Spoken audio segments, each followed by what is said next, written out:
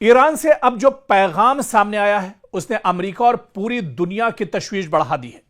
ایرانی پاسداران انقلاب یعنی IRGC کے ایک سینئر مشیر محمد رضا نقدی نے اشارہ دیا ہے کہ تہران جنگ کو اتنا طول دیا جا سکتا ہے کہ یہ ٹرمپ کی موجودہ صدارتی مدت کے اختتام تک پہنچ جائے۔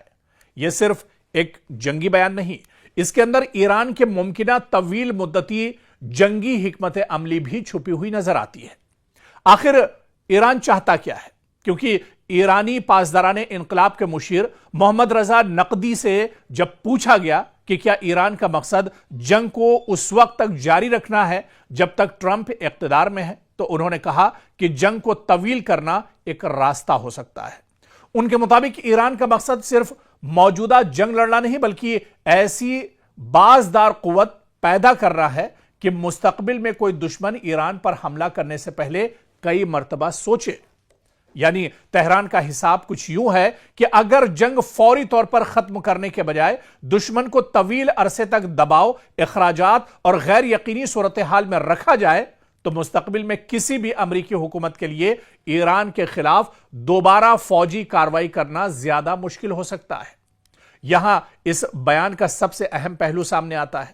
ایران موجودہ تنازع کو بڑی حد تک ٹرمپ کی پالیسی سے جوڑ رہا ہے۔ تہران کی نظر میں اگر موجودہ امریکی صدر تبدیل ہو جاتے ہیں تو واشنگٹن کی ایران پالیسی بھی تبدیل ہو سکتی ہے۔ اسی لیے ایران شاید یہ سمجھتا ہے کہ وقت اس کے حق میں کام کر سکتا ہے۔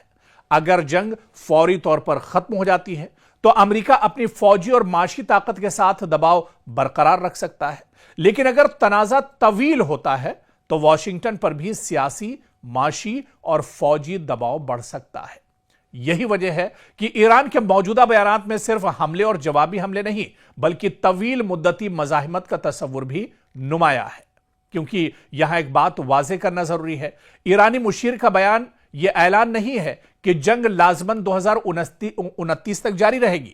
یہ ایک ممکنہ حکمت عملی کے طور پر پیش کیا گیا ہے اور زمینی صورتحال بھی انتہائی پیچیدہ ہے۔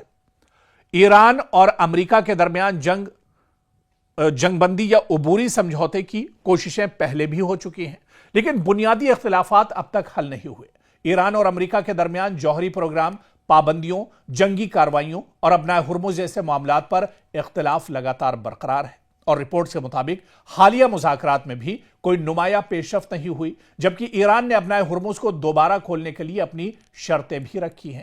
کیونکہ یہ صرف ایران اور امریکہ کا مسئلہ نہیں ہے، ابنائے ہرمز دنیا کی اہم ترین توانائی گزرگاہوں میں سے ایک ہے۔ یہاں پیدا ہونے والی طویل کشیدگی عالمی تیل کی سپلائی، شپنگ، انشورنس اور عالمی معیشت کو متاثر کر سکتی ہے۔ اس لیے اگر جنگ لمبی ہوتی ہے تو اس کا بوجھ صرف ایران اور امریکہ نہیں اٹھائیں گے بلکہ خلیجی ممالک، عالمی مارکیٹ اور عام صارفین بھی اس کے اثرات سے محسوس دراصل آنے والے دنوں میں کریں گے، اور اسی وجہ سے ایران چاہ رہا ہے کہ یہ جنگ طویل مدتی ہو، یہ جنگ اور زیادہ کھچے، یہ جنگ ڈونلڈ ٹرمپ کے مدت کار تک ایک طرح سے چلے تاکہ امریکہ کو اس کی بڑی بھرپائی ایک طرح سے کرنا پڑے اور امریکہ بھی یہ سوچنے پر مجبور ہو جائے کہ اس نے کس کے ساتھ پنگا لیا ہے۔ حوثی لڑاکے لگاتار سعودی عرب کو نشانہ بنا رہے ہیں اور پورے ریڈ سی پر بحر احمر میں لگاتار قابض ہیں۔ سب سے بڑا سوال دراصل یہ اٹھتا ہے، جسے ہم سمجھنے کی کوشش کریں گے کہ حوثی بمقابلہ سعودی عرب آخر یہ جنگ تھم کیوں نہیں رہی ہے، یہ کشیدگی آخر کم کیوں نہیں ہو رہی ہے، حوثی لگاتار سعودی عرب کو نشانہ کیوں بنا رہے ہیں، یا اس کے بعد اب جو مکہ پیکٹ ہوا ہے، مکہ دفاعی معاہدے کے بعد کیا کچھ صورتحال بدلے گی یا اس معاہدے کے اثرات کیا کچھ ہوں گے؟ اسی کو دراصل ہم تفصیل میں سمجھیں گے۔ ایک طرف سعودی عرب ہے، مشرق وسطیٰ کی بڑی معاشی اور فوجی طاقت، اور دوسری طرف یمن کا حوثی گروپ جو برسوں سے سعودی عرب کی طاقت کو چیلنج کرتا آیا ہے۔ کبھی میزائل سعودی شہروں کی طرف داغے جاتے ہیں، کبھی ڈرون سے تیل کی تنصیبات کو نشانہ بنایا جاتا ہے، اور کبھی یمن کی سرزمین پر جوابی حملے ہوتے ہیں۔ اور اب جب خطے میں پہلے ہی ایران، امریکہ، اسرائیل اور خلیجی ممالک کے درمیان کشیدگی انتہائی حساس مرحلے میں ہے، حوثیوں اور سعودی عرب کے درمیان محاذ دوبارہ گرم ہوتا دکھائی دے رہا ہے۔ تو سوال یہ ہے کہ آخر سعودی عرب اور حوثیوں کے درمیان اصل تنازع کیا ہے؟ اصل لڑائی یہ کیوں ہے، یہ کشیدگی کیوں برقرار ہے، اور سب سے اہم سوال یہ کہ مکہ مکرمہ میں سعودی عرب، پاکستان اور ترکیہ کے نئے مشترکہ دفاعی معاہدے کے بعد کیا حوثیوں کے لیے حالات مزید مشکل ہونے والے ہیں؟ دراصل اسی کو تفصیل میں سمجھنا ہوگا۔ اور حوثی دراصل یمن کا ایک مسلح اور سیاسی گروپ ہے جس نے گزشتہ برسوں میں یمن کے بڑے حصے، خاص طور پر دارالحکومت سنا اور شمالی علاقوں پر اپنا کنٹرول قائم کیا ہے۔ یمن کا تنازع صرف ایک داخلی جنگ نہیں رہا بلکہ اس میں علاقائی طاقتیں بھی شامل ہو گئی ہیں۔ سال 2014 میں حوثیوں نے سنا پر قبضہ کیا، جس کے بعد یمن کی بین الاقوامی طور پر تسلیم شدہ حکومت کے خلاف جنگ تیز ہوئی۔ سال 2015 میں سعودی عرب نے اتحادی ممالک کے ساتھ مل کر یمن میں فوجی مداخلت شروع کی تاکہ حوثیوں کو پیچھے دھکیلا جا سکے اور بین الاقوامی طور پر تسلیم شدہ حکومت کو سہارا دیا جا سکے۔ یہی وہ لمحہ تھا جب سعودی عرب اور حوثیوں کا تنازع براہ راست جنگ میں تبدیل ہو گیا۔ پھر اس کے بعد آپ دیکھیں کہ اصل مسئلہ صرف یمن کی سیاست نہیں ہے بلکہ سعودی عرب اور یمن کی سرحد طویل ہے اور حوثی جنگجو سعودی سرزمین کو میزائل اور ڈرون حملوں سے نشانہ بنانے کی صلاحیت رکھتے ہیں۔ گزشتہ برسوں میں سعودی شہروں، ہوائی اڈوں، فوجی تنصیبات اور توانائی کے بنیادی ڈھانچے کو نشانہ بنانے والے متعدد حملے حوثیوں کی طرف سے کیے گئے ہیں۔ سال 2019 میں سعودی عرب کی عبیق اور خریس تیل تنصیبات پر ڈرون حملوں نے پوری دنیا کو ہلا دیا تھا۔ حوثیوں نے حملے کی ذمہ داری قبول کی تھی، اگرچہ سعودی عرب اور امریکہ نے حملے کے ماخذ اور ایران کے کردار پر مختلف دعوے بھی اس وقت کیے تھے، لیکن یہاں سے سعودی عرب کے لیے ایک بنیادی خطرہ سامنے آیا تھا اور اس کا نام تھا حوثی گروپ، یعنی حوثی مجاہدین یا لڑاکے۔ اب آپ دیکھیں کہ اگر یمن میں حوثی طاقتور رہتے ہیں تو سعودی عرب کی جنوبی سرحد ہمیشہ دباؤ میں رہ سکتی ہے، لیکن حوثیوں کا سعودی عرب سے اصل مطالبہ دراصل کیا ہے؟ کیونکہ حوثیوں کا موقف ہے کہ سعودی عرب اور اس کے اتحادیوں نے یمن میں فوجی مداخلت کر کے ان کے خلاف جنگ کی ہے، لہٰذا وہ سعودی فوجی کارروائیوں کے خاتمے، یمن سے بیرونی فوجی دباؤ کم کرنے اور اپنے سیاسی علاقائی مفادات کے تحفظ کا مطالبہ کرتے رہیں۔ دوسری طرف سعودی عرب کا کہنا ہے کہ یمن کو ایسا پلیٹ فارم نہیں بننے دیا جا سکتا جہاں سے سعودی سلامتی کو مستقل خطرہ ہو، یعنی دونوں طرف بنیادی مسئلہ ایک دوسرے پر اعتماد کا فقدان ہے، اعتماد کی کمی ہے۔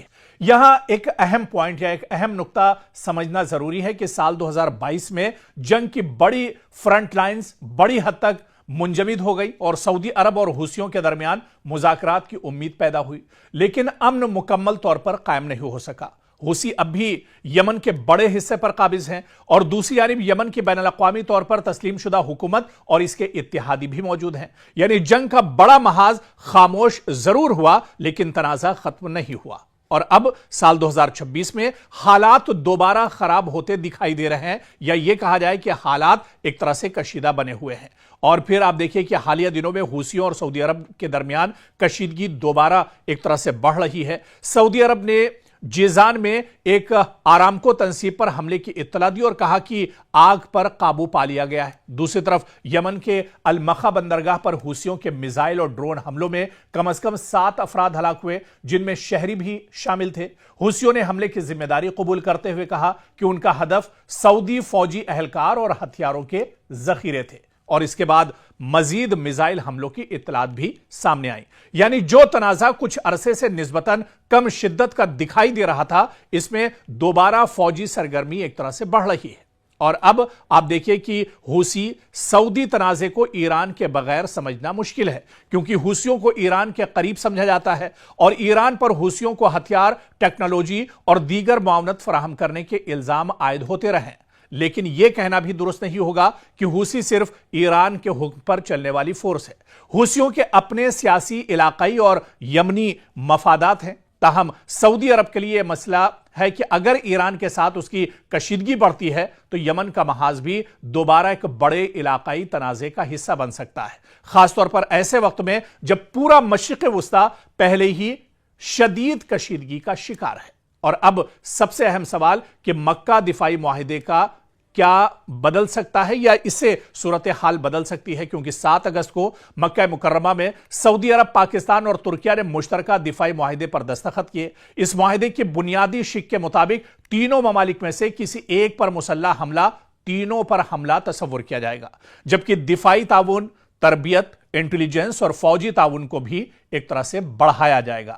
یہاں ایک بات سمجھنی بہت اہم ہے کہ یہ معاہدہ براہ راست حوثیوں کے خلاف جنگ کا اعلان نہیں ہے، نہ ہی اس معاہدے میں حوثیوں کو باقاعدہ دشمن قرار دیا گیا، لیکن اس کا مطلب یہ ضرور ہے کہ سعودی عرب پر کسی بڑے مسلح حملے کی صورت میں ریاض اب صرف اپنی فوجی طاقت یا روایتی اتحادیوں پر انحصار نہیں کرے گا۔ اس کے بعد پاکستان اور ترکیہ کے ساتھ دفاعی تعاون کا ایک نیا فریم ورک بھی موجود ہوگا، جس سے کہیں نہ کہیں اب حوثیوں پر اس کا اثر ضرور پڑے گا، یا جو ممالک سعودی عرب پر یا دوسرے ممالک پاکستان اور ترکیہ پر حملہ کرنا چاہتے ہیں وہ حملہ کرنے سے پہلے ایک بار ضرور اپنا قدم اٹھانے سے پہلے سوچیں گے۔